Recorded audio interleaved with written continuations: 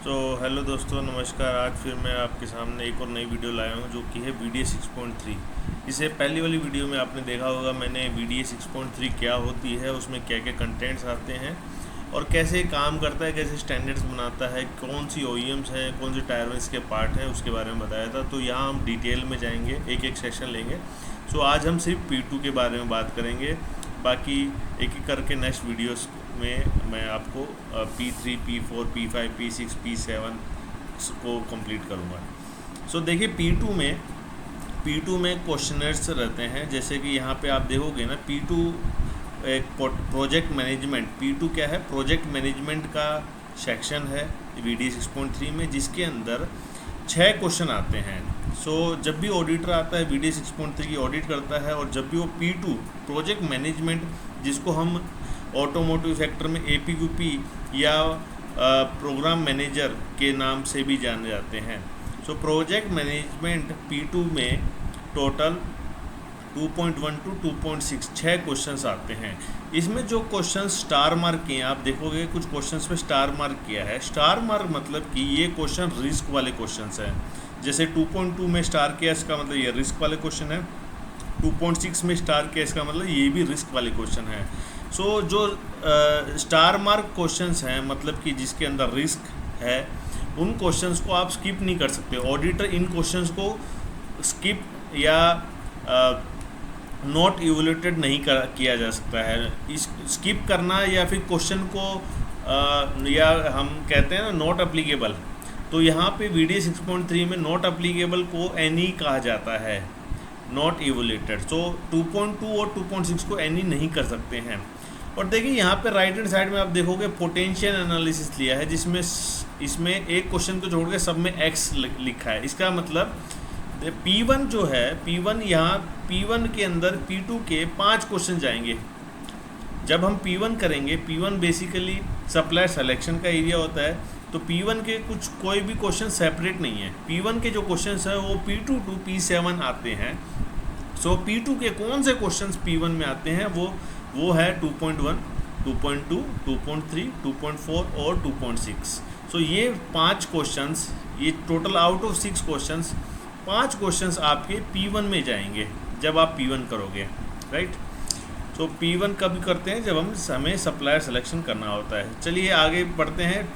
पहला क्वेश्चन है VDA 6.3 P2 में, has a project management strategy has been establish including a project organisation. मतलब ये कह रहा है कि क्या आपके ऑर्गेनाइजेशन में प्रोजेक्ट मैनेजमेंट की स्ट्रेटजी है या नहीं, मतलब कि आपके यहाँ NPD का प्रोसीजर है या नहीं।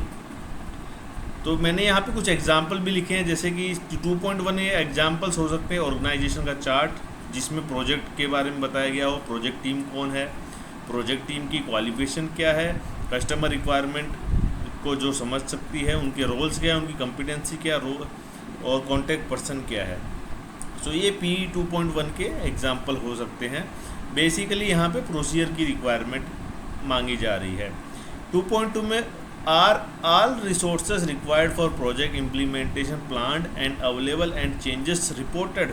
यहाँ पे कह रहा है कि क्या रिसोर्सेज जो प्रोजेक्ट में चाहिए थे, क्या वो हैं, क्या वो प्लान किए गए थे, क्या वो अवेलेबल हैं, या जो भी चेंजेस थे क्या वो रिक्वायर्ड रिपोर्टेड हैं या नहीं है। तो यहाँ पे रिसोर्सेज का एग्जांपल आ जाएगा, resource planning like development test.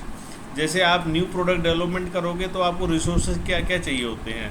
Normally resources आपको जैसे कि मशीन्स चाहिए होंगी, आपको मटेरियल चाहिए होगा, सप्लायर्स चाहिए होंगे, आपको टीम की ज़रूरत होगी, आपको कुछ प्लान की ज़रूरत होगी। तो वो सारे जो हैं रिसोर्सेज में आ जाते हैं। अगला क्वेश्चन 2.3 क्वेश्चन में कह रहा है, has project management been implemented and is there a project plan that has been agreed upon with the customer. मतलब कि क्या प्रोजेक्ट मैनेजमेंट करके कोई आपके यहाँ पे डिपार्टमेंट है जो कि प्रोजेक्ट के प्लान को बनाती है, और जो प्रोजेक्ट प्लान बनाया है क्या वो कस्टमर्स के साथ एग्रीड किया है या नहीं किया। 2.3 में आपका प्रोजेक्ट प्लान आ जाएगा। आप सब जानते होंगे प्रोजेक्ट प्लान नॉर्मली ऑटोमोटिव में गैंट चार्ट में बनाया जाता है। कस्टमर का प्रोजेक्ट प्लान भी यहाँ पे आ सकता है। एग्जांपल, कस्टमर की डेडलाइंस आ सकती है और क्वालिटी प्लान्स भी बन सकते हैं।